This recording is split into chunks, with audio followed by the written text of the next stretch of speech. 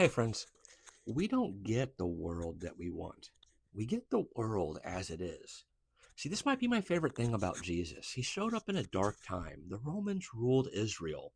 They could literally do to the Jewish people pretty much whatever they want as long as they didn't leave a mark on them.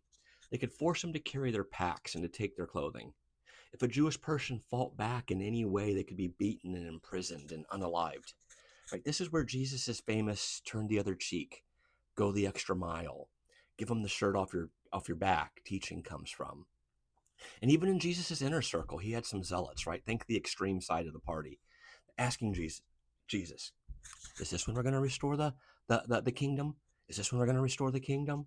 And what they meant was, is this when we're going to rise up and fight and do to Rome what they've been doing to us? They did this his whole ministry, and they just couldn't understand that he had a different kingdom in mind.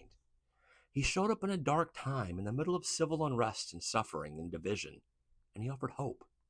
But it wasn't a hope through taking up arms. See, he would say, blessed are the peacemakers. Paul would say, as far as it depends on you, live at peace with all people. Don't fight as the world fights.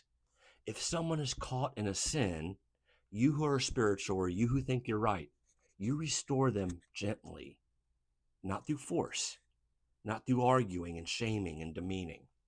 See, we stand against evil. Followers of Jesus stand against evil, but we fight back as Jesus did, not in arms, but by serving and loving and offering whoever that is in your life, dignity and respect.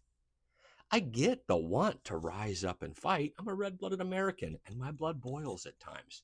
Right? It used to be all red, right? The Fighting Irish. But that's got nothing to do with Jesus. Two very important things happened on the night Jesus was betrayed, right? The Last Supper. He knew that the Father had placed all things under his feet. John 13, go check it out. He knew that he had all power and authority. And what did he do with it? He grabbed a towel and served. Even the guy that was going to betray him to his death because he wouldn't rise up in the way that Judas wanted him to. So do you want to rise up like Jesus? We don't fight. We have to become the people of the towel again.